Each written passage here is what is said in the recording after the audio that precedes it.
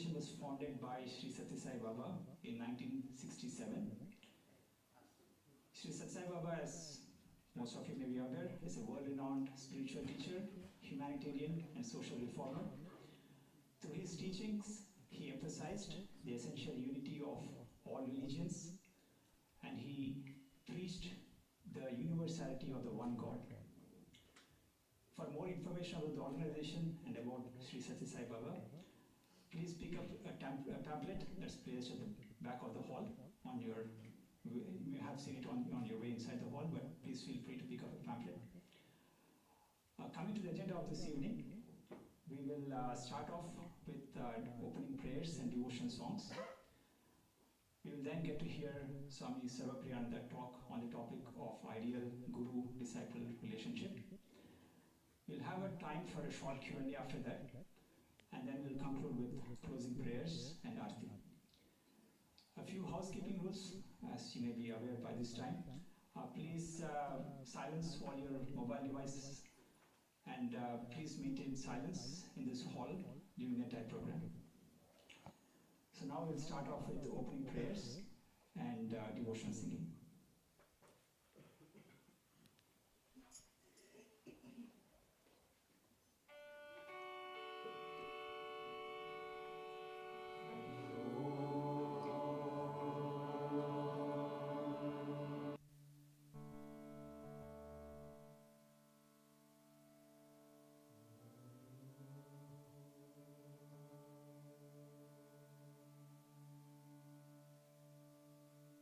Thank you.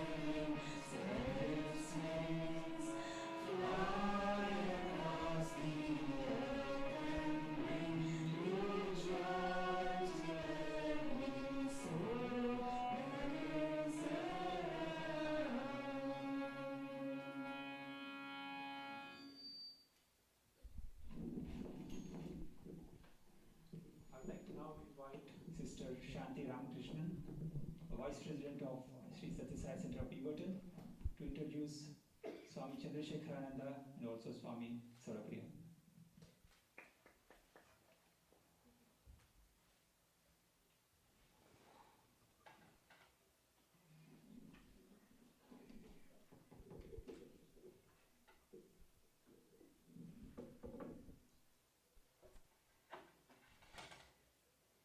Good evening, everyone.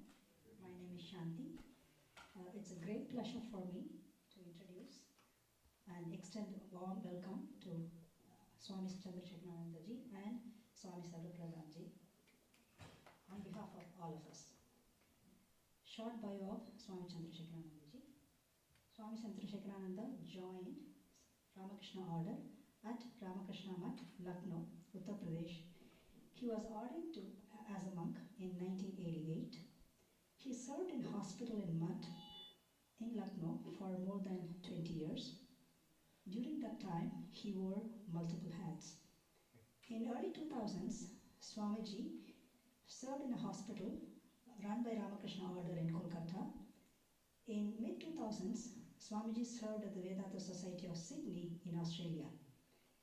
Swamiji came to US to become the minister in charge at Vedanta Society of Portland in December 2015. During this time, Swamiji had taught several texts on Vedanta and yoga, including Yoga Sastras, multiple principal Upanishads, and various other texts. Swamiji has traveled all over America, Canada, New Zealand, and Australia to give lectures and talks on various topics. Thank you, Swamiji, being with us here today.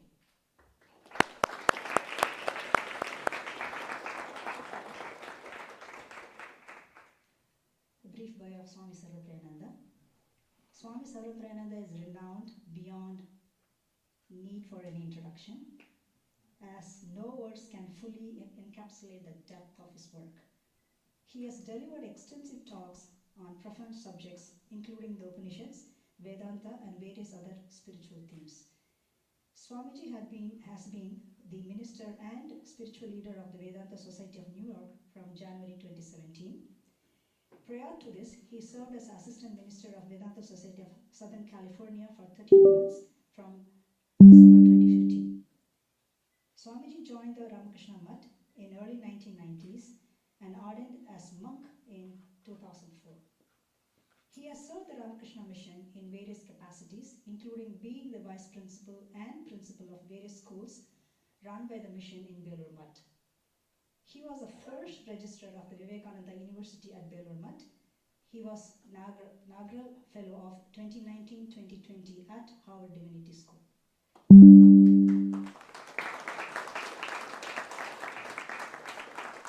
Swamiji is going to talk on the topic Ideal Guru-Disciple Relationship. Without further ado, please welcome Swamiji.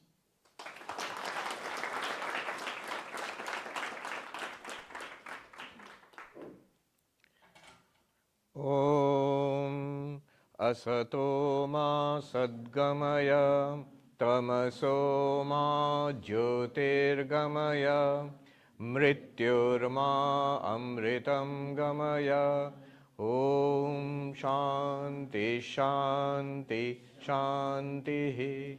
Om, lead us from the unreal to the real, lead us from darkness unto light, lead us from death to immortality. Om, peace, peace, peace. You can hear me clearly? Yes. At the back? Yes? Okay. My pranams to revered Swami Chandrasekharananda ji Maharaj. It is actually thanks to him that I'm here in Portland this weekend. It is his affection, his kindness, and his organizing this important event. Actually, the occasion is that the Vedanta Society of Portland is celebrating its 100 years. So,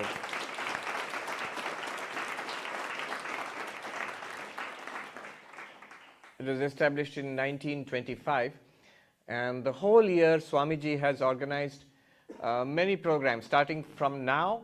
Today is actually the day, 6th October is the day when the Vedanta Society was established in 1925.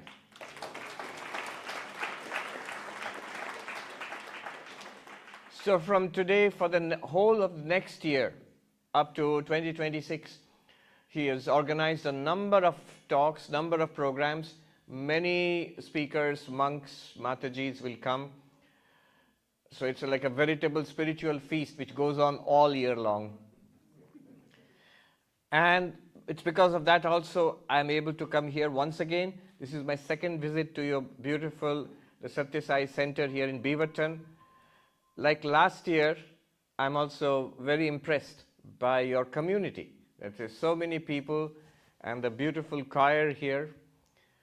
And there's a spiritual, we all feel it, there's a spiritual vibration, there's an upliftment the moment you come into this temple. The subject that has been set out for this evening, an ideal guru-shishya, guru and disciple relationship. Well, if you ask any monk of the Ramakrishna order, they'll immediately think of only one thing, that is Ramakrishna and Vivekananda. You see, in Vedanta, it is a knowledge system, so there is an importance of guru and disciple. Vedanta is a knowledge which has been handed down from guru to disciple from times immemorial. Thousands of years back, you go back to the Vedic ages. So at that time it was always, from that time till today, unbroken lineage of guru and disciple. And often you will find the list of gurus and disciples also. You know, who was the guru and who was the disciple. One of the Upanishads, the Mundaka Upanishad starts with Brahma devebhyo prathama sambhabhuva Vishwasya karta bhuvanasya gopta sa brahma vidyam sarva vidya pratishtham atharvaya jeshta putraya praha. So among the gods, Brahma was the first to be manifested. You know the Hindu iconography where Vishnu is a bit of a couch potato. He reclines on the cosmic serpent Sheshanaga in the causal waters. And when it's time to create the universe, in the Hindu cosmology, it's a cyclic thing. The universes are created, they exist, and they disappear back again, only to be projected forth again. Srishti, Sriti, Pralaya, cycle. So the first thing that happens, you know, in the iconography you will see, there's a lotus which blooms in the navel of Vishnu. And on the lotus is seated Brahma, who appears. So Vishnu, God with a capital G, is eternal. It's always there. It does not appear or disappear. But the Brahma, the creator, so Vishnu sort of subcontracts it out to Brahma to create the universe. So you can imagine Brahma appearing once again, looking a little taken aback, what's happening? And now you have to create the universe. So the first thing he does was, the creator of the worlds, he teaches Vedanta to the Rishi, his firstborn son. So like this, either it was from father to son or guru to disciple, but this knowledge was transmitted down till today. And this is what we benefit from and what we teach. So the relationship between the guru and the disciple, of course, is a very important topic. And right down in our present age, there is this most wonderful, beautiful example. Now I can talk about guru and disciple from a Vedantic perspective, but that will be a little theoretical. Let me instead talk in terms of stories. That's more attractive and it's really inspiring and beautiful. Swami Vivekananda described Sri Ramakrishna as love personified. He says L-O-V-E. He was love personified. We read about Sri Ramakrishna, his extraordinary ecstasies, his wonderful teachings about devotion, knowledge and God realization, so on and so forth. All that's wonderful. But those who actually met him, those who were his disciples, those who lived with him, one thing they noticed was, the first thing which struck them was how much he loved. This is characteristic of all the great ones. The avatars, the teachers, the masters, the prophets, the Buddhas, they manifest because of love. They're already enlightened, they are free. But they come back and to teach us because of love, because of their love for us, their love for suffering humanity in order to uplift us, to divinize us. So Sri Ramakrishna is an avatar, and the descent of the avatar is because of love. And if you see his life, this love, it manifests first as a love for God. So he is this young priest. he gets a job as the temple priest in the Dakshineshwar temple on the bank of the Ganga near Calcutta, as a worshipper of Kali. And a madness seizes this young priest. Instead of just performing the ritualistic worship, his quest was, can I see Kali? Is it just an image? Or is it true? Does God exist? Can I experience God? So many great mystics throughout the ages have experienced God. Can I not see God also? Is she just an image? Or is she living? Kali. So he worships. He prays, he meditates, he worships, he repeats the mantra with entire wholeheartedness. This is one thing about Sri Ramakrishna. These are things to be learnt in spiritual life. Whatever he took up, whatever he did, was with his entire being. He poured himself out into it. And he would weep that, Mother, you have shown yourself to the great devotees, your devotees in the past. Will you not show yourself to me? He would pray and he would weep, and there are very touching descriptions of the young priest Ramakrishna on the bank of the Ganga, weeping. One more day has gone, the sun is setting, and still I have not seen God. You have not shown yourself to me, Mother. And he would weep until his description of tears flowing down his cheeks, the cloth on his chest would become wet with his tears. He would weep so much. And he would fall on the ground, on the bank of the river, and rub his face on the ground, crying, Mother. And people around would think, oh, he's a young man who has come from a village. Maybe he's missing his mother who lives in the village. But he is crying for the mother of the universe. And he wept and he prayed and he worshipped. It's not that these descriptions of him weeping for God are there, we know about it. But one also should notice whatever sadhana is there, all of that he did with more than 100% sincerity. The puja itself, the japa, the meditation, everything, singing before the Lord. So he did all that. So this madness for God. In fact, later on when people asked him, what is the one condition of God realization? How can I see God? One thing, one condition. What is necessary? One thing necessary for seeing God.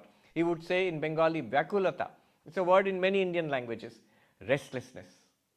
That I must have intense desire, intense restlessness, Vyakulata, for seeing God.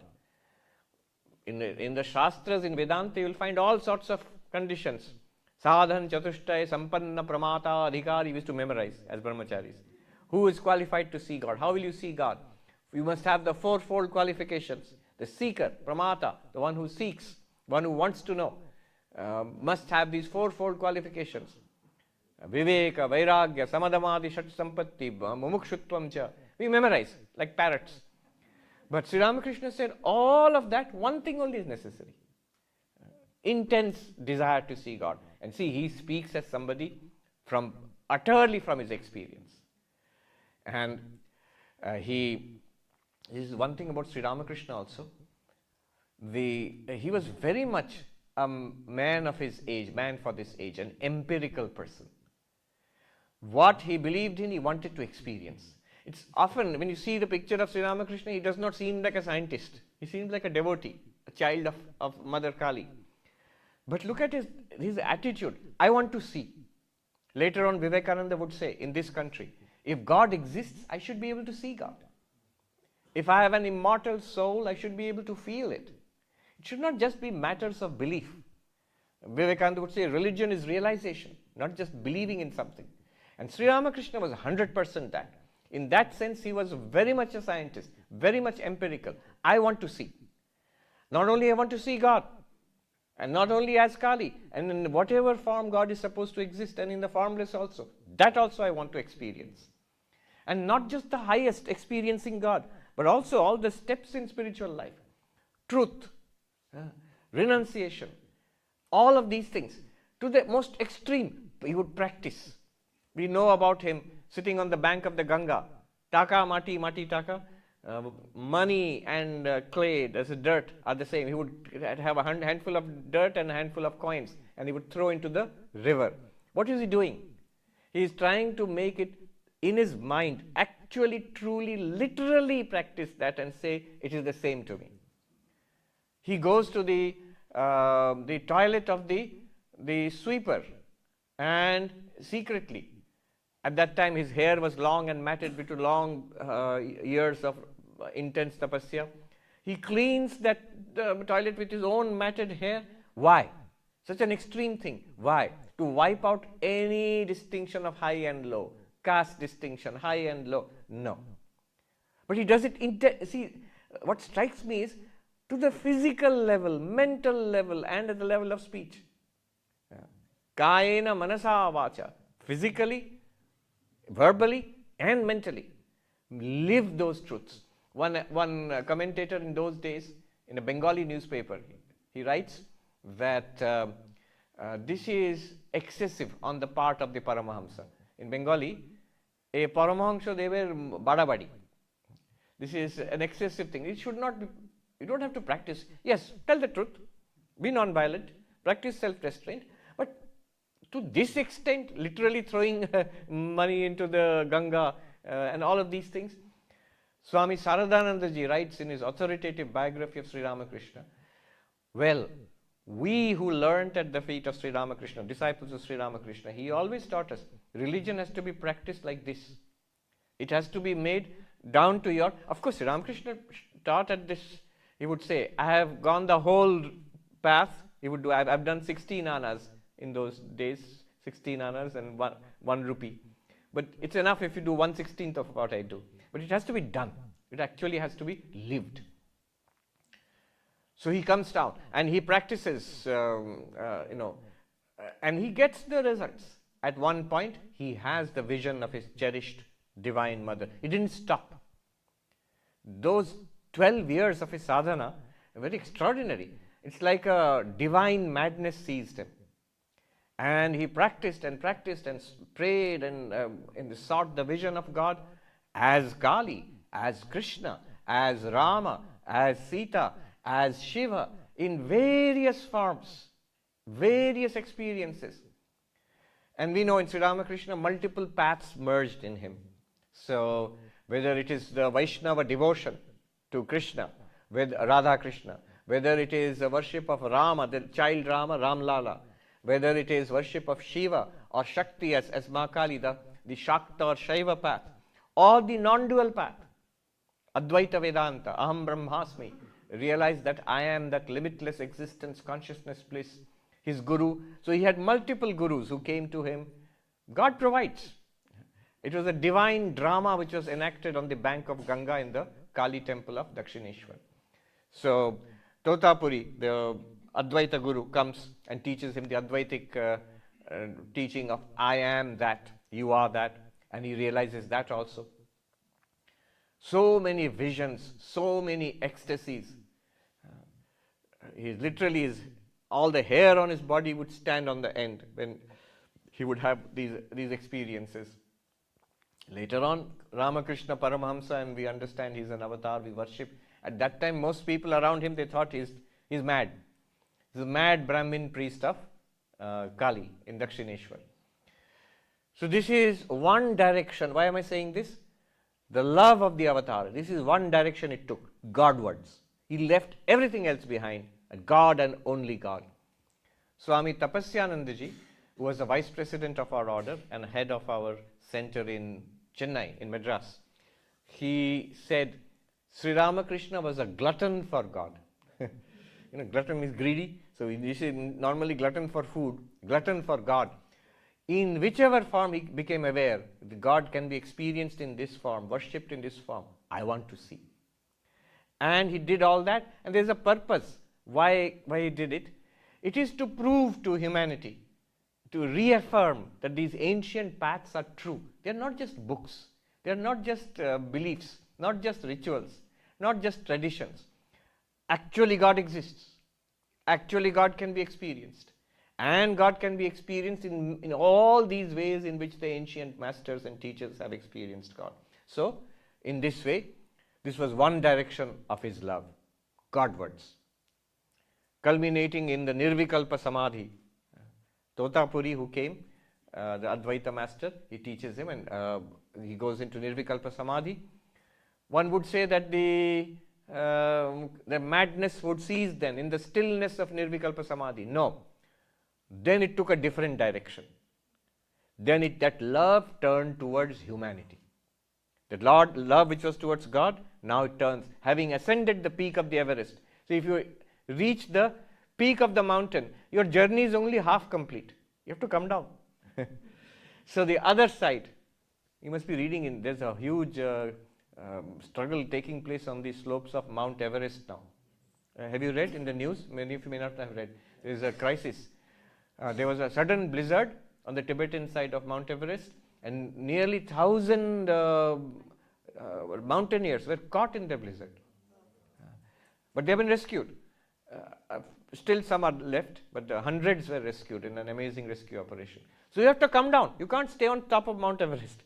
So you reach that, then you come down. So when he comes down from the other side of God realization, that love becomes the love for humanity. And he would go up to a high building in the Dakshineshwar Kali temple in the evening. What a beautiful description. When the evening arati of Ma Kali is going on, this mad priest of Kali, he would run up the stairs to the roof of the building, and he would shout out into the night sky, Bengal sky, night sky in the Ganga, "Come, all ye, come, my children, where are you? I am waiting for you. That I have this tremendous treasure to give you." So his way of asking for the disciple, guru disciple, is not a social media post. Tell the IT people, please, what is it? You do a social media blast. No. And those days there was no X or Facebook or whatever it is, Instagram. He ran up the stairs to the roof of the house and he shouted into the night sky. He would call out, "Come, my children, where are you? I'm waiting for you." And they started coming. Very interesting. One by one, the disciples started coming, including Vivekananda and others. One interesting thing is, this love for humanity, love for God and love for humanity, from our perspective, it seems there is a change. So he was at first crazy about Kali and Shiva and Krishna, and he expanded it beyond that into Christianity, Islam. So it was Godward. And now it seems to be towards the human being. But that is actually not true. It is the same love. Sri Ramakrishna explains. He says, a man climbs up the steps of a house. First floor, ground floor, first floor, second floor, through the staircase, reaches the roof of the house. And then when he reaches the roof of the house, he realizes what the roof is made of, the same cement, mortar, wood, stones. What he left behind, the staircase, the first floor, ground floor, the whole house is made of the same thing. Similarly, he says, in the beginning of spiritual life, we leave it all behind. Not the world, not the body, not the prana, not the mind, not the intellect, not even the causal body. Annamaya, pranamaya, manomaya, vijnanamaya, anandamaya. Not neti, neti, neti, not this, not this. And we are just saying not this. When Sri Ramakrishna would inquire and meditate, an advanced sadhaka like that, what happens is, when I say I am not the body, not the world, I forget the world. It disappears from my experience. Not the body, I forget the body. It disappears from my experience. Not the mind, I forget the mind. The mind is shut down. This is called samadhi. So it actually is moving deeper and deeper, inwards and inwards. And then you realize the Atman, Satchidananda, you realize. But then what happens? Sri Ramakrishna says, when you look back and come back and you see the world which you had left behind, not this, this body, this mind, this world, you realize that same divinity has become all of this, or is appearing as all of this. Becoming, appearing, those who are into Vedanta and study, Satkaryavada, Parinamavada, becoming, and Vivattavada, appearing. It does not matter which theory of causality you are holding on to. You are asking what is the link between the absolute and the manifestation. Which theory of causality we are holding on to, that Pandits will decide. But the simple fact is that ultimate reality which Sri Ramakrishna discovers, which you discover when you become enlightened, when you open your eyes and look back into this world, it's the same reality. Then you find everything that you had left behind, It's shining with the light of God, with the same radiance, with the same luminosity, one Satchidananda. Sri Ramakrishna calls this upward journey Jnana. When you reach the roof of the house, Jnana. When you turn back and look at the rest of the house, you see the same thing, same divinity, same God. God has become everything, Vijnana. So Jnana and Vijnana. Now when Sri Ramakrishna opens his eyes, having attained to the Everest peak of spirituality, looks back upon humanity, what does he see? His same Mother Kali, the same Kali, appearing as the world and all its beings. I was just saying the other day, the Durga Puja, Navaratri you celebrated here. In Bengal it is Durga Puja. So worship of Divine Mother. Not in the form of Kali, but in the form of Durga. And in the last day of the puja, the Tantra Dharak of the puja, I'm talking about the puja in Belur Math, in our main monastery. I was watching it online like many people. And the last final scene of the puja, which has been going on for 5 days and involving hundreds of thousands of people literally. So the Tantra Dharak, the one who conducts the puja, that Swamiji is there, and the president of the order, our Ramakrishna order, Swami Gautamanandji Maharaj, who's 96 years old now. He is there, the vice presidents are there, many revered monks are there, all holding flowers, about to offer the final offering at the end of the puja of 5 days. And what struck me was the mantras, the final mantras, the end.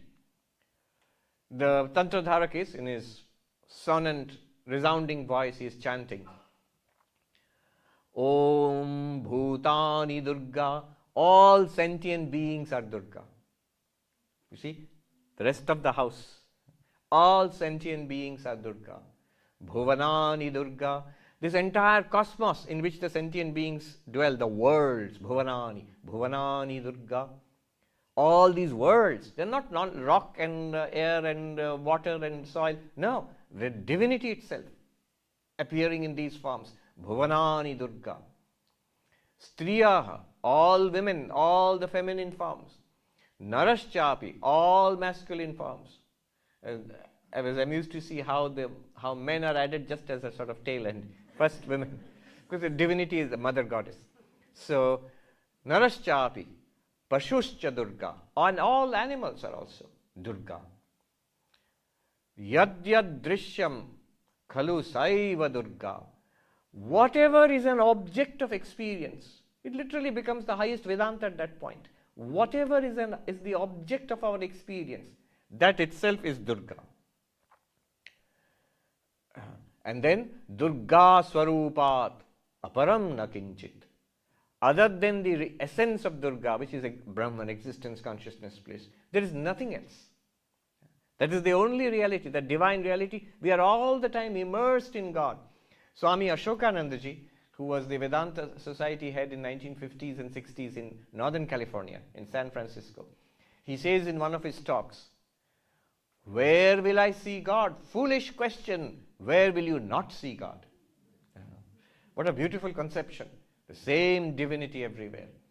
And therefore he loves humanity. Sri Ramakrishna, he loves humanity. He loves humanity not as other than God. There is God, I love God, now I find out that I love humanity. No, the same God, the same divinity in all beings.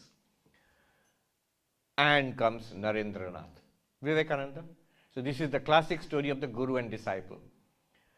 So we have this beautiful story. Sri Ramakrishna himself narrated. He had a vision that the Sapta Rishi, the 7 sages, are meditating, and a light, there's a mass of luminosity, and a ray of light comes from that and comes in the form of a divine child to one of those sages and rouses that sage from samadhi and says, I am going, look, the world sinks in darkness.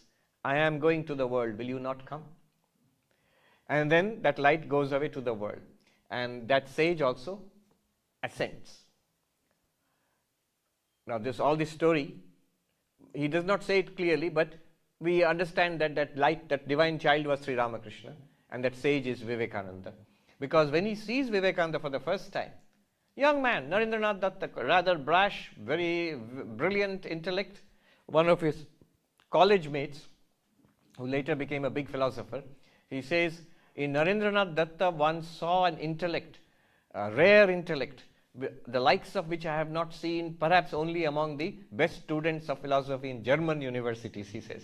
So the brilliant intellect, but a good singer, a good artist, a great sportsman, and super confident to the point when people thought he was arrogant. A young boy. He comes, and he comes with his question, "Sir, have you seen God?" He's going around with that question to all the great teachers in and around Calcutta at that time. Remember, Calcutta was hotspot, cosmopolitan. It was the capital of the British Empire at that time. There were, of course, the traditional Hindu preachers, Pandits were there, but also there were Christian missionaries. There were Hindu reformers, the Brahmo Samaj. There were, so all kinds of, Ishwar Chandra Vidyasagar, the reformers. So many people were there. It was a hot bed of religion, philosophy, reform, protest, all of those things. He asks Sri Ramakrishna, "Sir, have you seen God?" And Sri Ramakrishna, for the first time, he gets a clear answer. Sri Ramakrishna was as if ready with that answer. He was waiting for someone to ask, right person to ask that question. Of course. Nobody gave such a clear answer. Of course. I have seen God just as I see you, even more clearly. And you too can see. This tremendous confidence and the clear holiness of this man, that impressed Narendranath. And he says later, "I found him to be a bit of a monomaniac. Always God, God, God, God, nothing else, only God." Sri Ramakrishna would say, "I swear," he says, on the mother, Mayri Bolchi, "I swear I know nothing except God." So Narendranath, Vivekananda later on, found him a bit of a monomaniac. Only God, God, God. But he said this tremendous purity, love, that's what attracted me to him. And I could not forget him. So I kept going back. Now in the first meeting itself, Sri Ramakrishna recognized, this is that sage, that Saptarishi, the sage. And he says to Narendra, this young boy, "Narendranath, how long you have made me wait? You have come now. I have been waiting and waiting. My ears are burning with the talk of worldly people. I have been waiting for you. You are the Rishi, the Nara Rishi." Vivekananda thought, Narendranath, he thought, no, I'm the son of Vishwanath Datta, the well-known advocate in Calcutta. I'm just a college boy. He's definitely a crazy man, this man. Then Sri Ramakrishna touches him. This is called Shambhavi Diksha. So normally mantra Diksha we get. So the Guru gives a mantra to us and tells us how to repeat the mantra and to meditate. The Shambhavi Diksha is just by a look, just by a touch, in different ways.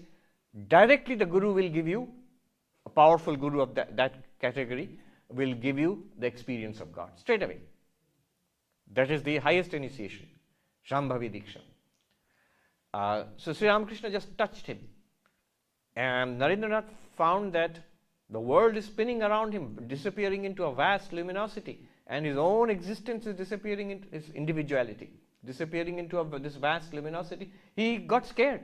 He said, "Stop, what are you doing?" So, in the very beginning itself, the first meeting itself, one sees that Sri Ramakrishna was about to give everything to Narendranath. Because he knew this mission of the avatar of spreading spirituality is to be carried on through this disciple. So, the Guru wants to give enlightenment to the disciple from the very beginning. Guru is not miserly. It's only that we are not ready. Narendranath says, "What are you doing? Stop. I have parents at home. What are you doing?" Sri Ramakrishna, he laughed. You laughed. Sri Ramakrishna laughed and he said, "All right, let it be. It will happen later on." And again, Narendranath found the world is exactly the same as it is. So he started coming to Sri Ramakrishna. And we know, I'm not going to repeat the whole story. It's a beautifully well-documented story of how the master, the great master, teaches the great disciple. The disciple is this is literally ideal. Here is a master who is Brahmagyani and avatar. Here is the disciple. So none of them they are actually not guru and disciple. They are perfected souls. But to demonstrate to us what is the ideal guru-disciple relationship for our sake. So perfected guru and fully qualified disciple. We need not measure up to that, but he shows us the way. What's the way? What's the ideal? I have this funny story about one of our senior Swamis. So this person approached him, it's a true story. Person approached him and said, like Narendranath to Sri Ramakrishna, Swami, have you seen God? And the Swami replied, neither I am Ramakrishna nor you are Vivekananda. Step down. But this is the ideal, the perfect case, the ideal case. How much training, how much endless love. Others noticed. Sri Ramakrishna loved everybody. You felt he loved you most. But clearly, one thing was clear for everybody, that he loved Narendranath the most. And one Swami writes about him, Swami Buddhananda. He writes that this unequal love for Narendranath, which is very clear to everybody, he loved Narendranath more than anybody else. This unequal love for Narendranath is actually a sign of his samadrishti, the equal vision with which he sees everybody. Why? Because he was going to make Narendranath the perfect disciple and transmit all his spiritual wealth to him, which would be scattered across to humanity, for everybody. So the love for Narendranath, special love, is the love he had for all of us, to spread spirituality across the world. He knew, although Narendranath refused it completely, but he knew this person is the one who is going to bear this message across the world, from India to the West, and all of that. He knew. And he was preparing him for that. Kali. Very interesting, if you look at Vivekananda and Narendranath, both Advaita Vedanta and the worship of Kali, both he rejected at first. He did not like it. Rejected means he did not like it.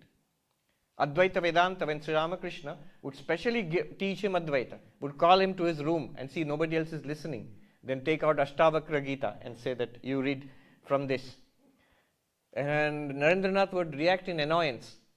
This bed is also God, this pot is God, this cot is God. What nonsense, where the rishi is mad. He, if you see his mental makeup at that time, he was a member of the Brahmo Samaj, a reformed sect of Hinduism, a devotional approach to God, and God is formless with many auspicious qualities, someone you believe in and pray to. But everything is divine, a kind of Spinozan, pantheistic approach. So the Advaitic approach of one divinity everywhere. Are they mad? He would say. Sri Ramakrishna said, why are you abusing the rishis? You don't have to believe in it, just read it for my sake. He is a skilled teacher. Sri Ramakrishna is an extraordinary skilled teacher. He wouldn't push it on you. He would say, for example, you don't have to believe it, just do it for me. You just read it out to me. And one day, of course, he did touch Vivekananda, they were discussing, Vivekananda and Hazra. They were standing outside Sri Ramakrishna's door and discussing, and Sri Ramakrishna comes out in a semi-ecstatic state. What are you talking about? We are saying that, the rishis say, the masters say that all is God, God is everywhere, I mean, it's one divinity. That's so silly. And Sri Ramakrishna, instead of arguing, this is the master teacher, he touches Narendranath in the region of the heart. And Narendranath says he has an extraordinary experience. He sees this one luminosity, one Brahman everywhere, inside, outside, with eyes closed, eyes open, everywhere. And when he leaves the Kali temple, goes back home. He says he sees the park near his home. That park is still there, Hedua Park, those who have gone there.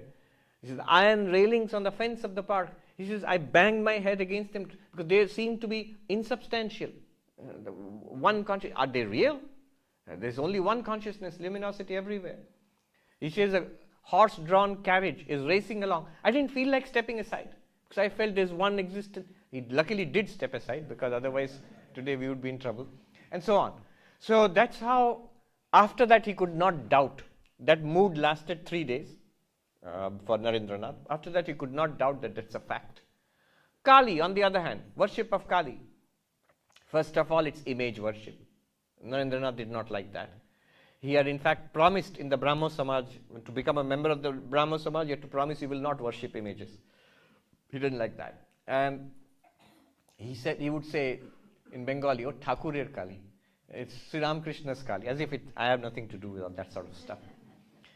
Now, look at the play of Kali, look at the play of the Divine Mother. Narendranath's father died. Vishwanath Datta, successful man, he died suddenly and left the family in debt. They found they had large amounts of debt. They were nearly dispossessed of their house. They fell from prosperity to poverty in one day, in one fell swoop. And Narendranath was the elder son of the family. Suddenly, shocking.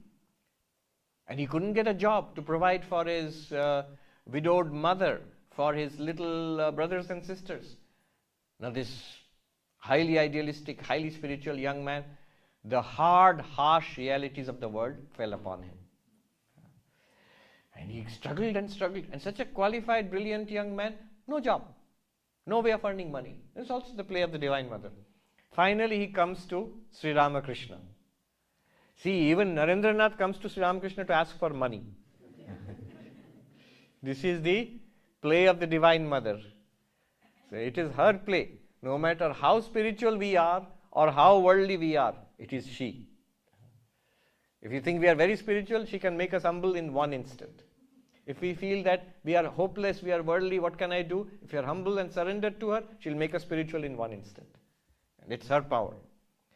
Anyway, so he comes and asks Sri Ramakrishna, disciple, ideal disciple, Vedantic, destined for great things, God realization and so on and so forth. He comes to the Guru and says, can you pray to Kali so that some money, job? My mother and my little brothers and sisters are starving. See how helpless you become, especially if you're a responsible person, young person responsible. You feel, I can't do anything, but I am supposed to do it. Sri Ramakrishna is delighted secretly, of course. He says, yeah, sure, you go and ask. Today is a holy day, auspicious day for worship of Ma. You go and ask mother, she'll listen to you. Vivekananda says, Narendranath, he says, no, she listens to you. He doesn't want to go. But Sri Ramakrishna won't let him go. He says, you go and ask, I'm telling you, go and ask. So he goes to the temple. It's a well-known story, and where he sees the living form of Kali and is overwhelmed. And he comes back. Sri Ramakrishna says, what happened? So I saw, it's not just an image, it's a living form of the Divine Mother there, standing and smiling, radiant before me. And I immediately fell at her feet and asked for devotion, viveka, vairagya, dispassion, devotion, knowledge, spirituality. I asked for that. So Ramakrishna said, yes, that's good. But did you ask for money?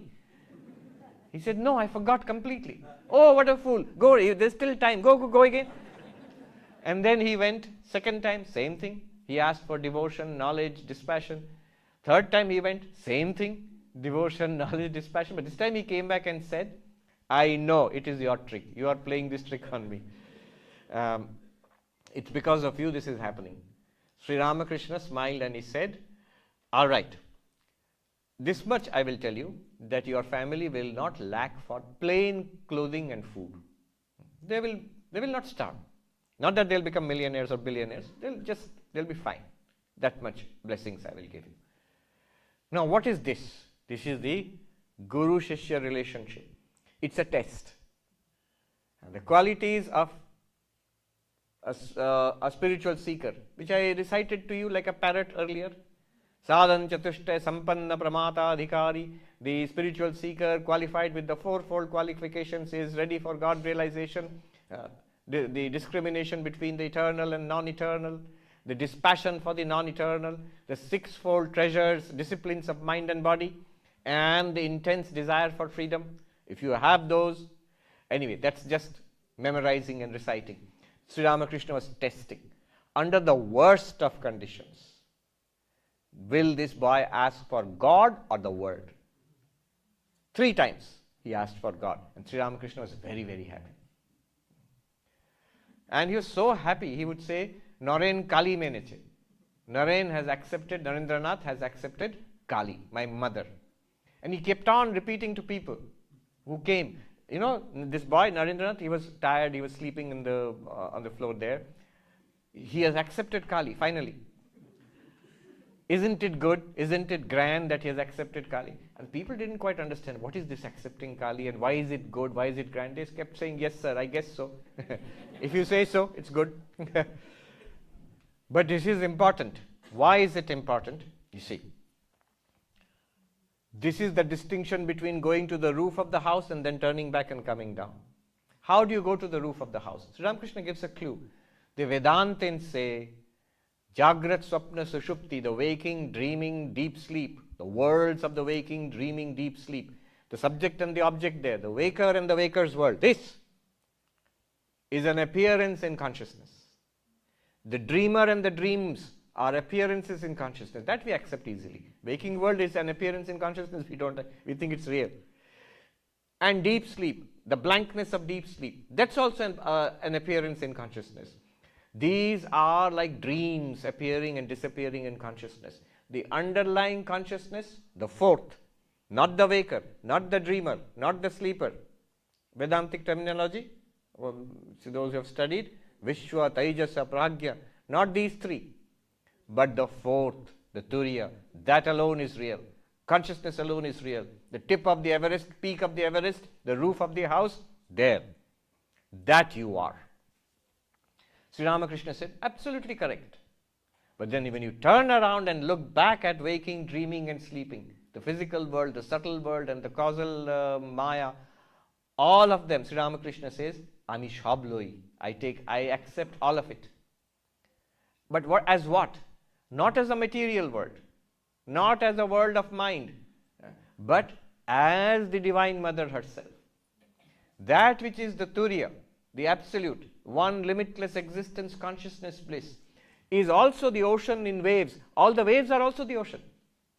The waking, dreaming, sleeping, this world is also verily Brahman, Kali. With Sri Ramakrishna would say, when I close my eyes, God is there. When I open my eyes, God is not there. What kind of God is that?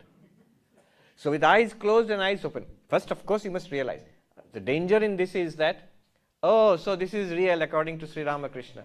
Okay, I am here anyway. I consider it to be real, so I am enlightened. No. What we consider to be real is just a figment of our imagination, is our ignorance basically. One has to transcend this and realize that I am that. Then you look back. But it is important for Narendranath to accept this. Why? Otherwise, why will he spread Vedanta? Why will he spread Sanatana Dharma? Why will he come to Chicago, the World Parliament of Religions? Otherwise, how will you justify the harmony of religions? If you take only the highest Advaitic truth, as has been done by, I must say, by great Advaita masters, enlightened beings also, they have a dismissive attitude to everything else. So your devotional approach, even the meditation of yogis, all that is child's play. At best it is not bad, it's child's play, it's better than worldliness. But the truth is here. The truth is the peak of the Everest. The truth is the roof of the house. The truth is Satchidananda. That you have to realize, and only by knowledge you can do that. That's the Advaitic perspective. And to dismiss everything else.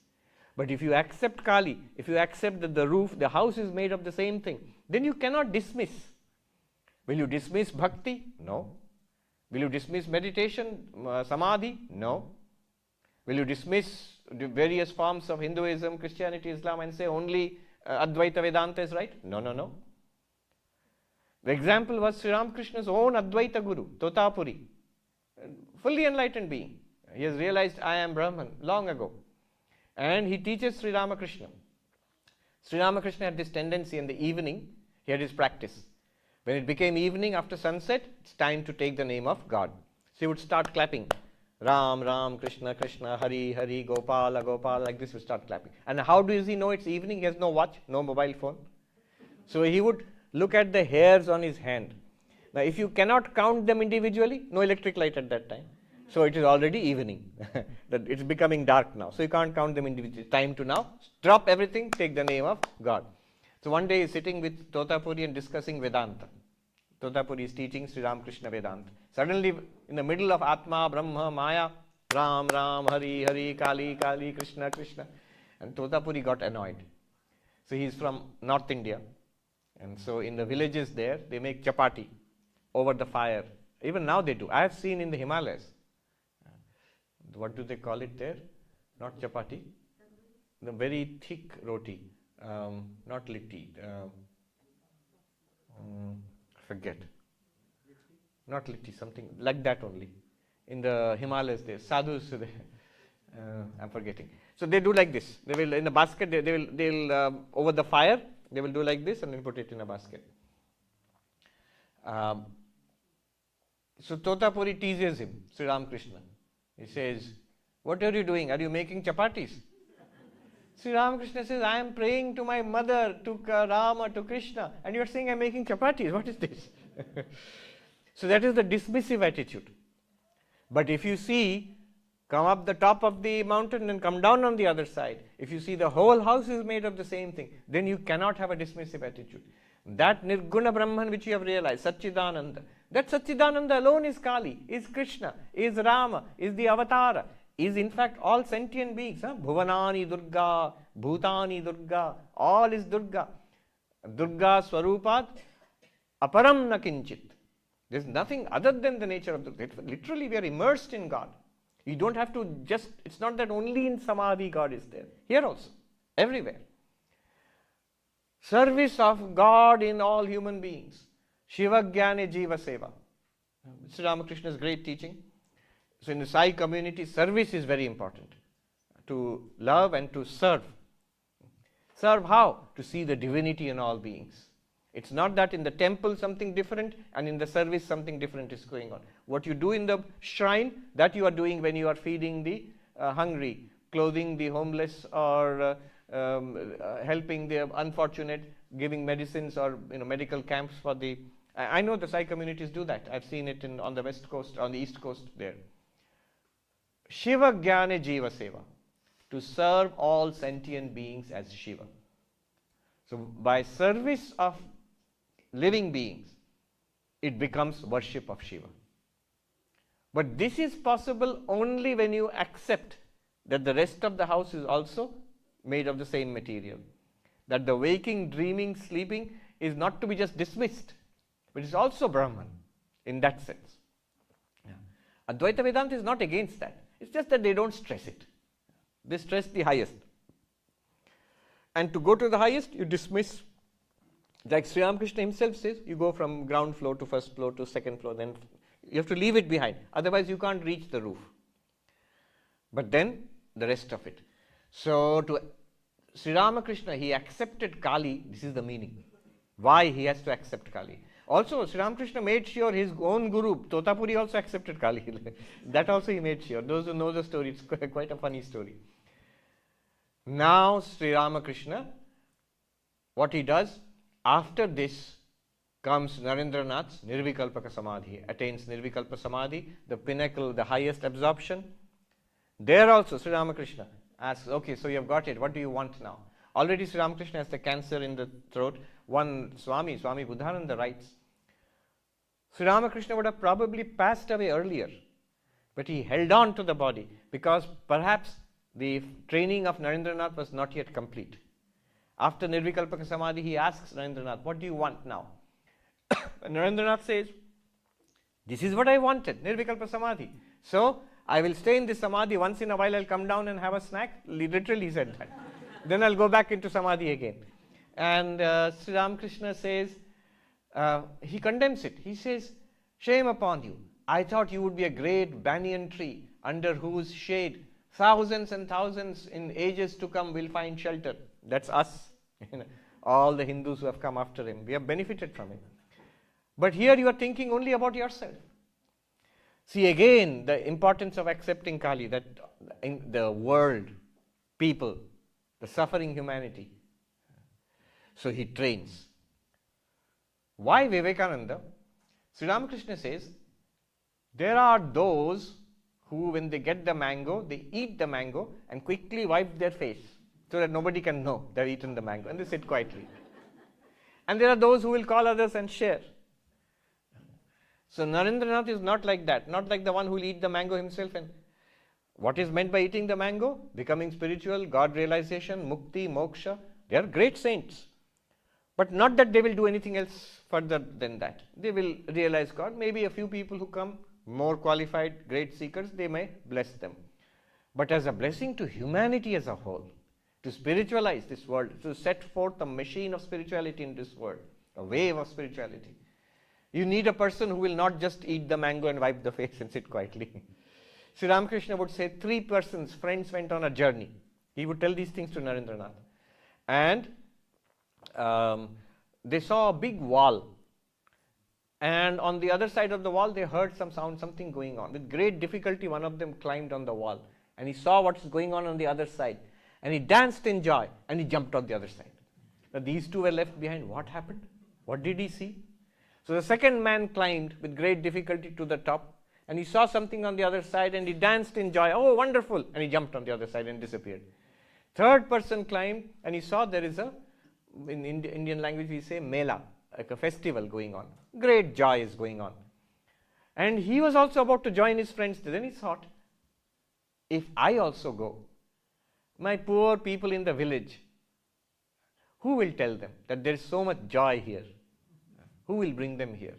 So he turned around. He didn't jump. He turned around and came back, went back to the village to call people. Come, come, I will show you. So these are the great masters, the benefactors of humanity. In spiritual masters, we are all here because of such people. They could have attained full liberation and spiritual realization and freedom in this life itself. After attaining, they need not have come back for us, but they come back. The reason they go around establishing institutions, writing books, giving lectures, initiating people, setting into motion a machinery. So we are benefiting from that machine. The reason why you are sitting here, whether it's the Ramakrishna order, the Sai communities around the world, it is these are the blessings of such people who need not have done it. But why did they do it? Love. Love for us. So that third person is the one whose heart melts in compassion for all and comes back for us. That is the kind of disciple into which Sri Ramakrishna, he molded Narendranath. Having done that, the very next thing he did was he calls Narendranath to him and transmits all his realizations and powers and his spiritual power into him. He says, today I have given you everything. I have become a fakir. Fakir means beggar. Not that he has lost everything, but all the power has been transmitted to Narendranath. Now the disciple is ready for spreading the message across the world.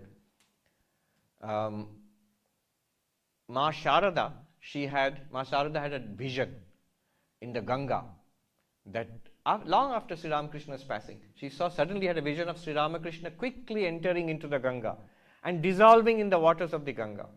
And then Vivekananda appears before her and takes that water and scatters it to humanity all across. That means showers that water on humanity for centuries to come.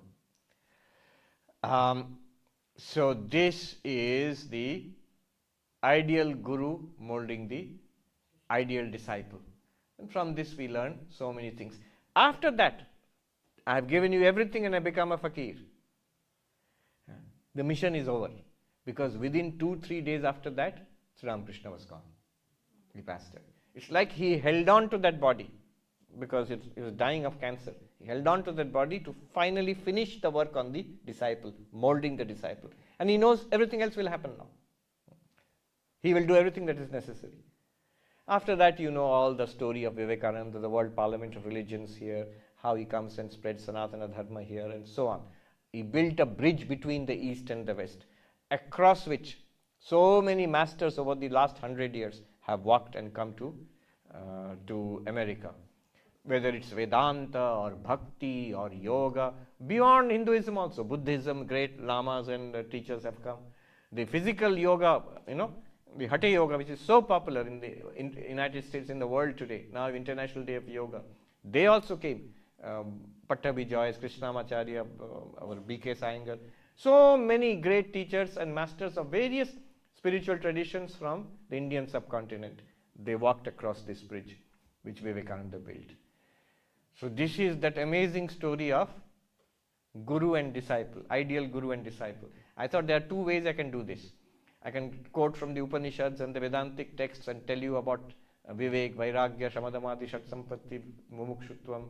I can tell you the qualifications of Guru, Shrotriya, Kamahata, Brahmanishta. That's one way of doing it. The other way, which I took, the second way, is storytelling. With a peace chant, let me conclude. Om Shanti Shanti Shanti Hari Om Tat Sat Shri Ram Krishna Arpanamastu. We have time for a short Q&A? Yeah.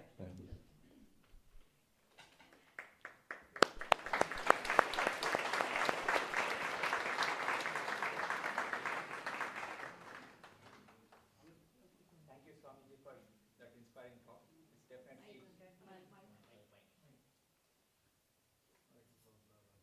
Yeah, thank you for that inspiring talk. It's definitely, as you said, a very riveting talk because of all the stories that you have narrated. So thank you very much. Again, can we give another round of applause?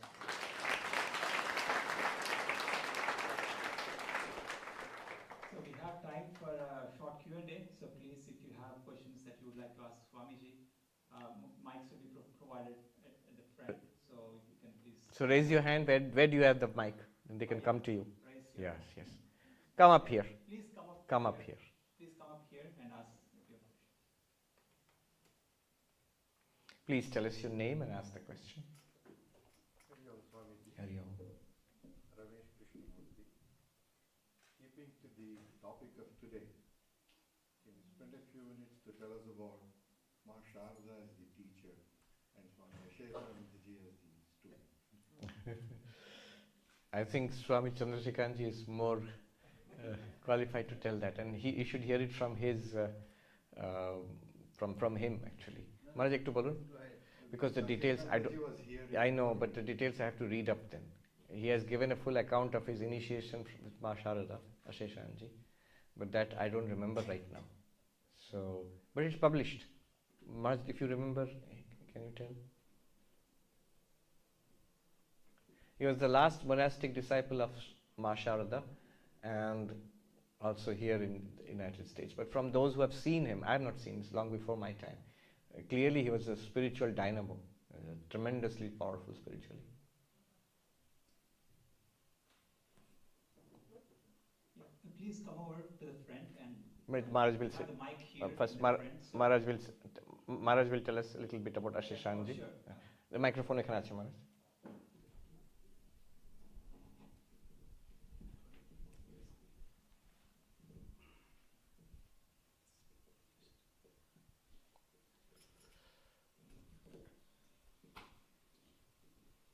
Shri Gurubhyo Namaha Hari Om.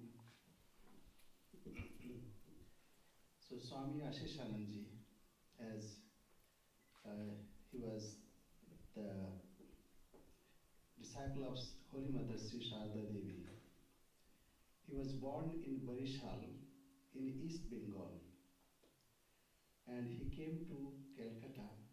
That time it was not divided, the country was undivided. He came to Calcutta to study, and there he was introduced to Swami Shardanandji Maharaj. So I'll tell you one incident.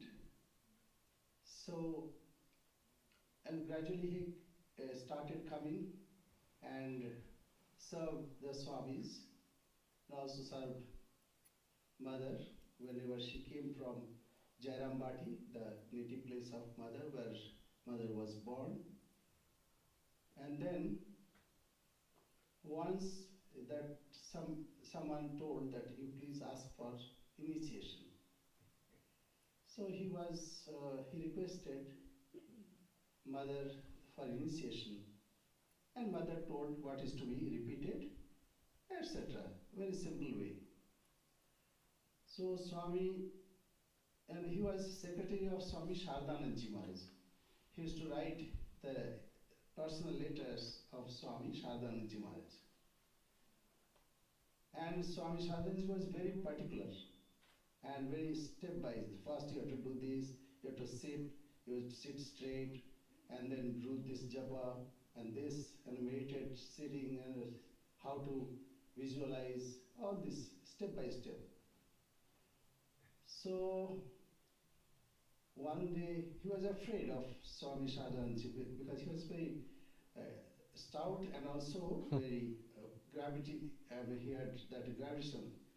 The personalities was very impressive. So he made a pranam and he gradually, he said, Maharaj, can I ask you a question? Yes, go ahead. Maharaj, I know you are so methodical. Step 1, step 2, step like this, because he used to write the letter like this to devotees. So, but mother gave me a mantra, but she did not instruct me. Could you kindly tell me what to do and how to meditate? Then Swamiji looked at him gravely and said, you are a first-class fool. What mother said, that's the highest thing. Do as mother said. And no need of anything else. And that he took to his heart. And when he was here, it's like Yoda. So he was very powerful. And because of that faith, and his instruction was that whenever you are going, wherever you are going, you must work there with full dedication. And he adopted this, this plan. Sometimes he would scold, and very powerfully scold. But behind that, the scolding, his love was there, as Maharaj said now. This love is very important in our lives. It's because of that love he never returned to India. So that we can think about it, that mother was so kind, and that love from mother, actually that mother we all are living. That love is encompassing. And here I find most of the people are more interested in mother. Here also, on 4th, our Vice President was thanking Maharaj, and while doing, he was almost wept. So this love we can feel. This love is transmitted from God himself, and mother is the embodiment of love. So let us think about it. There are other stories also, but this is enough for the day. Yeah, you don't have to raise your hand. You just come forward. The microphone is here. So just come here. You can queue up here also. Okay.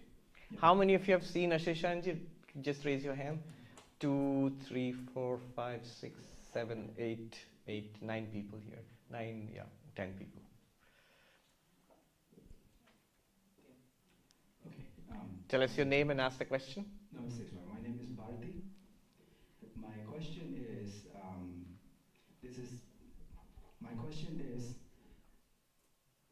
okay, I'm trying to put it in the right way. It's more related to the dream state and to the Jagrata state.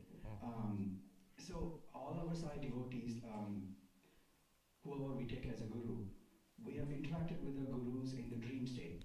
When the physical presence is not available, our gurus visit us. I do not believe it's out of our, effort or our yearning, because it happens in random. Like when you really pine and you beg and everything, nothing happens. You get a nightmare probably. And then when you're least expecting it, your guru just appears in your dream and then gives you his blessing and showers with, and not just him, it comes with the whole, the whole crowd with his all disciples and, whatever it is.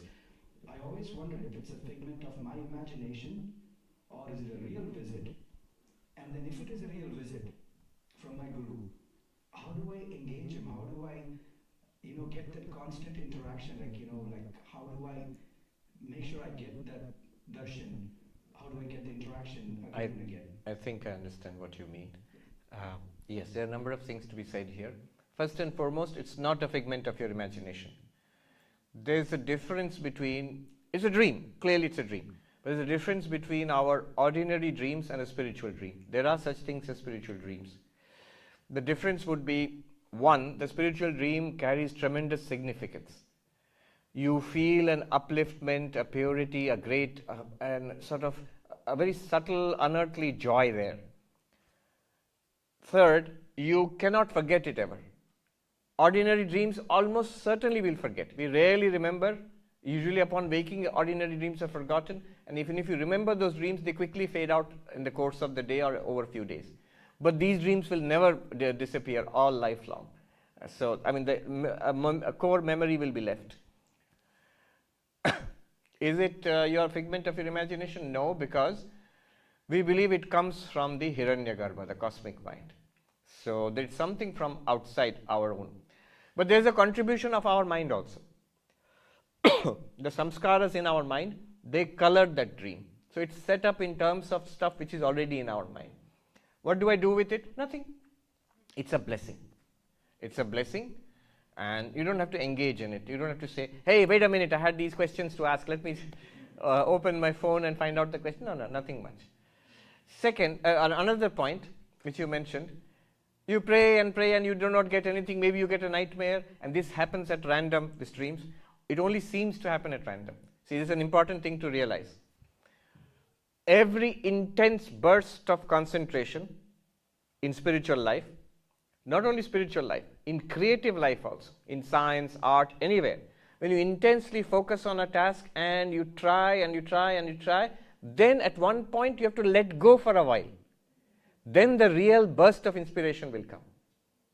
It usually does not come at the moment of maximum effort. It comes afterwards at some point. You have seen this in lives of great scientists. We all read about this. Do you remember in our chemistry classes we read about the benzene atom molecule structure, Kekulé, the snake eating its tail and things like that. But it didn't come randomly to somebody. This person had been working on it for months or years, and just immersed in that thought. But the solution came when the person was relaxing in bed, maybe dreaming, but then a burst of insight came. So what you do intensely, consciously, it sinks into the subconscious mind. And the mind keeps on working with it and delivers a result afterwards. That's true in science, art, but it's also true in spiritual life. So our sadhana, prayer, japa is not wasted. You think nothing is happening, it is happening, it's already happening. So keep doing it. There's an old Hindi saying among sadhus, banat banat banjai. Making it, it's made. So you think we are not making progress, suddenly you see it's done. It literally happens that way. I've heard from because I live in a community of monks, and these things you keep hearing about.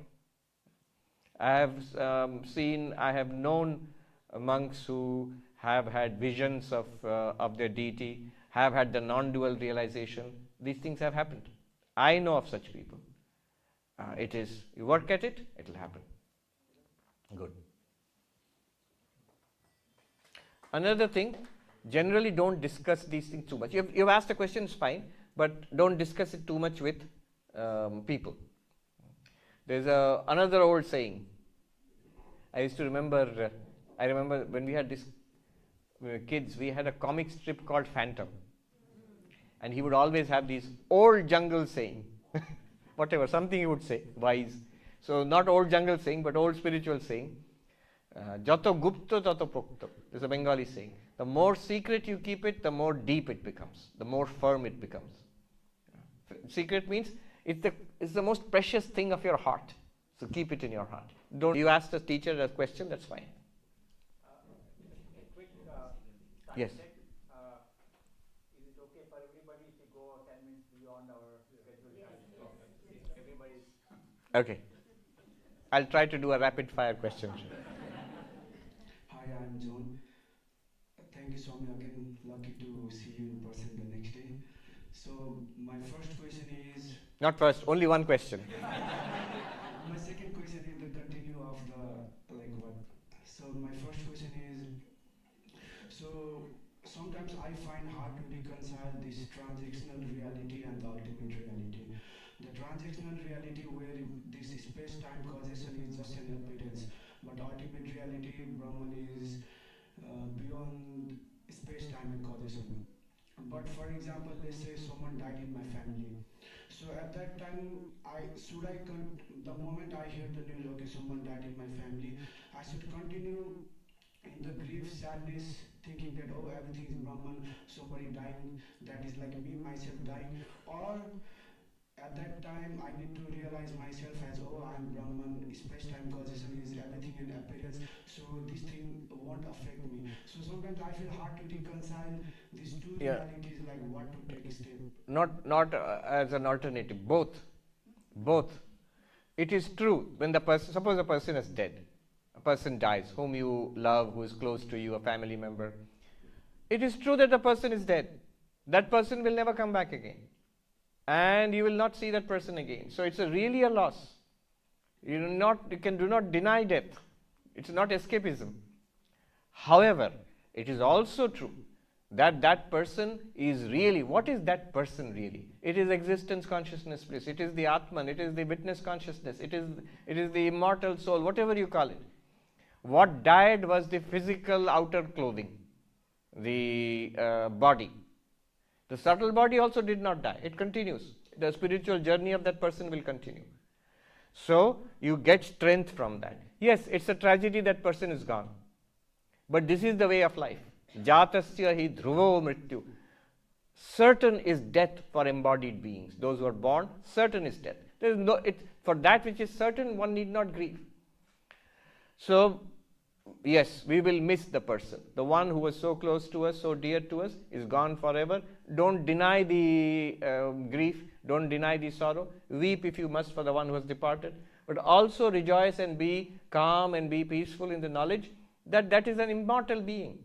As the subtle body also, that being still exists. And as Atman, the being is one with you. You are one with that. So, both are true. Okay, thank you. And my second question is the one you answered yesterday about million years ago when there was no any conscious being, then consciousness was in manifest state. So you gave example of today's world, like right now I have body, mind, and that is the medium through which consciousness reflect. But like let's say like a million years ago, when there was no medium, saying that consciousness was in unmanifest state, does that prove that consciousness was there? Because we are giving answers relatively to today's day and time. But I'm particularly asking about millions years ago. Okay, I'll give you two answers. One is, let's just accept space, time, causation. Millions of years ago there was a world, there was no living being, there was no consciousness manifested then. So why say things like there was unmanifest consciousness? How would I know that? But remember, Brahman is existence, consciousness, bliss, Satchidananda. Even if consciousness was not manifest, you would admit that existence was manifest. There was a world. There were probably oceans and volcanoes in the primeval earth. There were stars and galaxies, and there were elementary particles. All of that was there. So existence was definitely there and manifested. Brahman is always manifesting. In fact, there is a time when Brahman will not manifest, where what is called Mahapralaya, the cosmic dissolution. No universe, no space, time, matter, energy, nothing. And yet Brahman exists with Maya. That is when Vishnu is sleeping, taking a snooze. So, existence can never become non-existence. It can manifest and be non-manifest. What about consciousness? That same reality, Satchidananda, is what you are thinking of as consciousness is actually the reflected consciousness. So that will manifest only when the reflector is there. You are asking, yeah, my face, but I should be able to see my face. No, the face can exist without being seen. To see the face, you need a mirror. Suppose you take the mirror away, no great loss. But you are not seeing the face anymore, but it's there. The real face is there, but completely unseen. When you bring the mirror, real face is there, reflector is there, and reflected face is there. Consciousness is there, mind is there, and the experience of consciousness is there. I see, hear, smell, taste, touch, I enjoy, I suffer, I live, I die. All the waking, dreaming, sleeping, all becomes possible with the projection of consciousness in the mind. Yeah. But even if the mirror is not there, you are fine. You are the face. You are pure consciousness. You are fine. Yeah.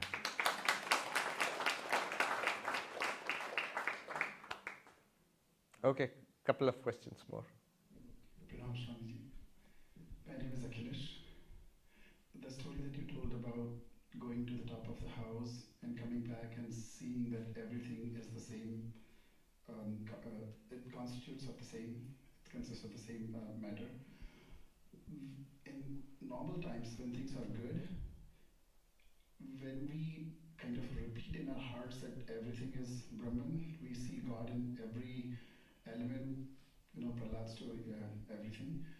But then when the times of test come, at that time the ignorance becomes so high that we see that person as that person, and at that time we forget that that's the reflection of God. Maximum casualty rate.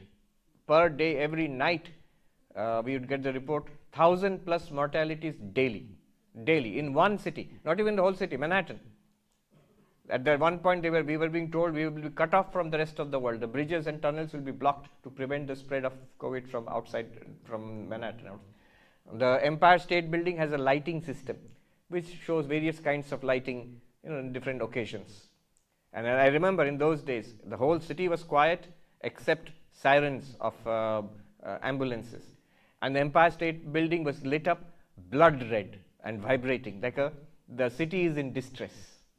It's a dying city, like that they are showing.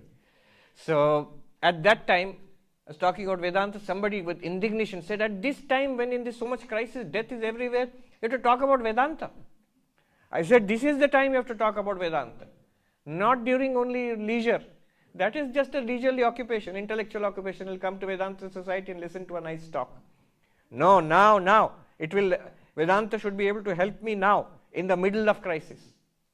What will I do in the middle of crisis? I will hold on to Vedanta even more strongly. It is the same divinity here and now. Whatever happens, I am the Atman. Whatever that person does, he or she is the Atman. Divinity shines in that person's heart also. Hold on to that, then meet the challenge. The Divine Mother will give you strength to meet the challenge. Thank you. Thank you, Swami. It's just that when that interaction happens, it comes so like an avalanche. I know. We get swept away, does not matter. After that, recover immediately. All right, I became angry, I became unhappy, I reacted, I fought back, I said bad things or whatever, and they also behaved very badly. Done. It's because of my mind. But I am the Atman.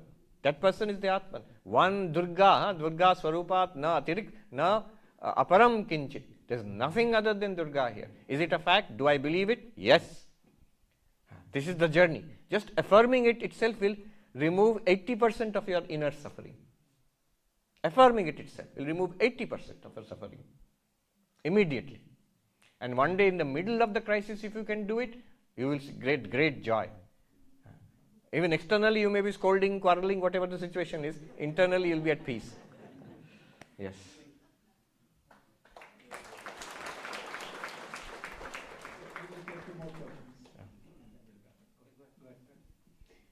Swamiji, thank you for the opportunity to ask.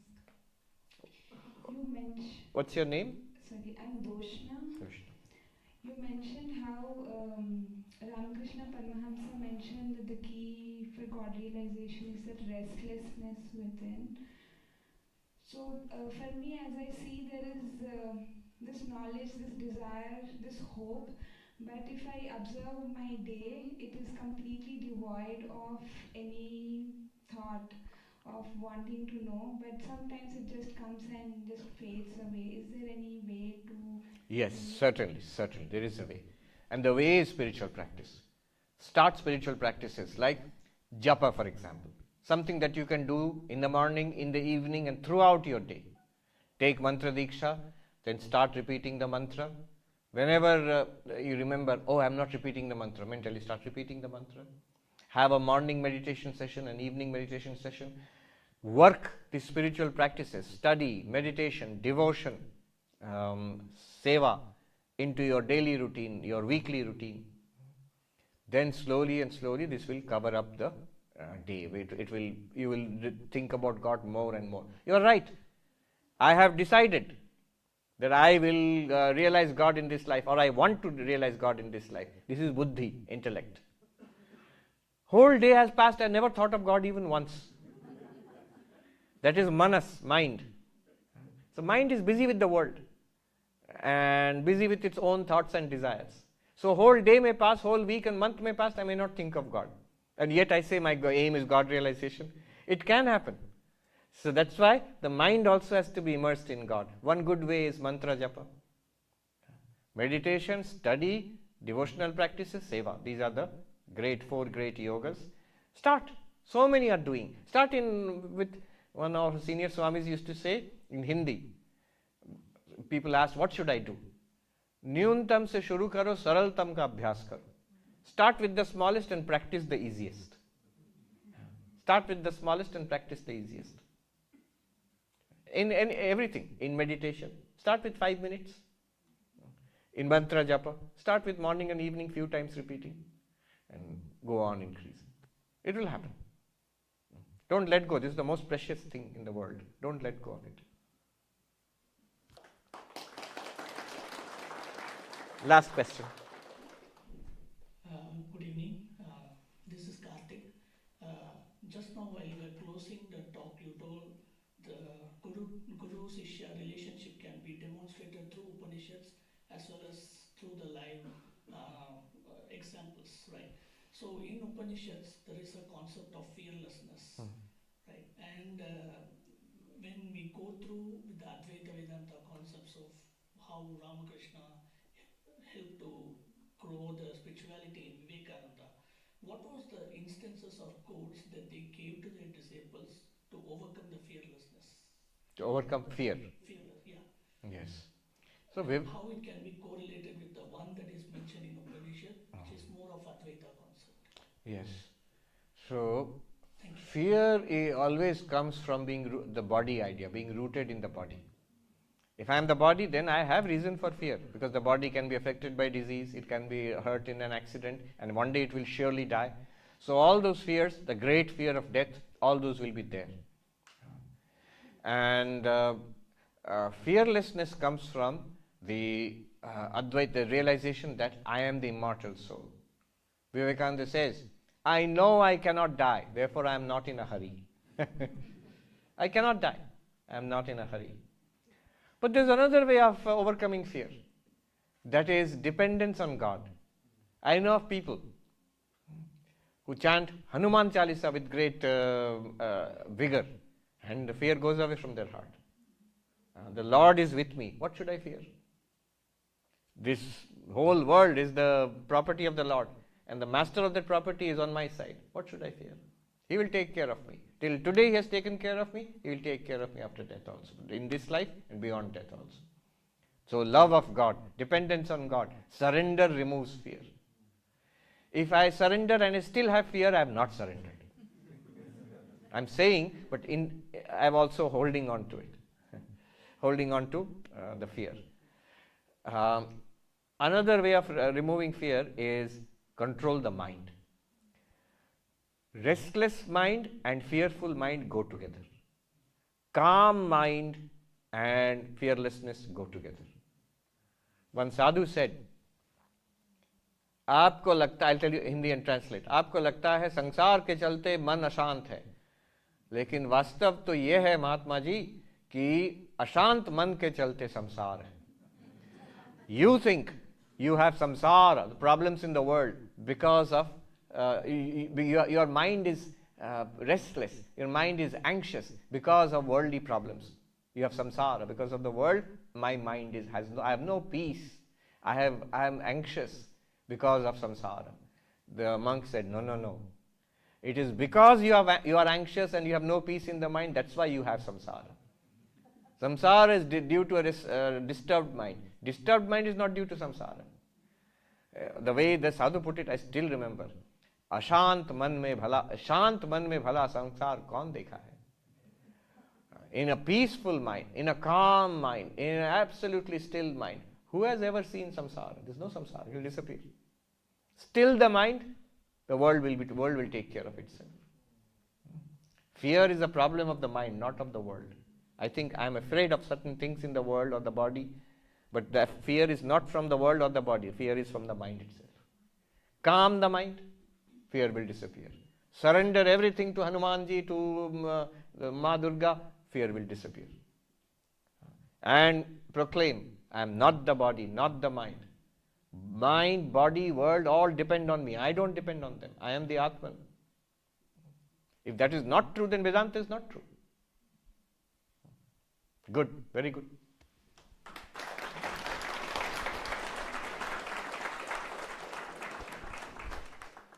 Thank you, dear Swamiji, for those enlightening answers and as enlightening talk as well. Thank you very much. Another round of applause.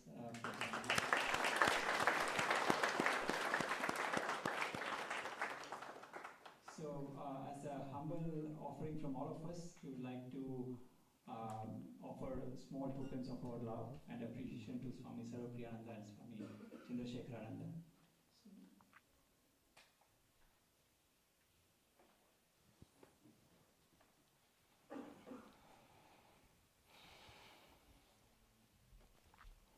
Thank you so much.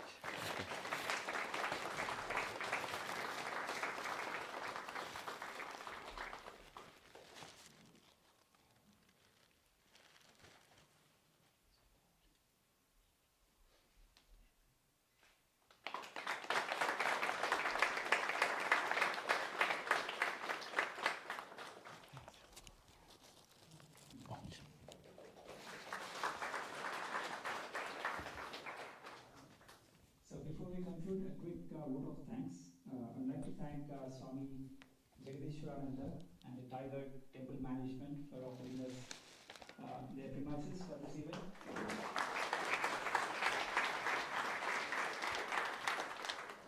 And I'd like to thank all volunteers from Sri Sathya Sai Center for putting this program together.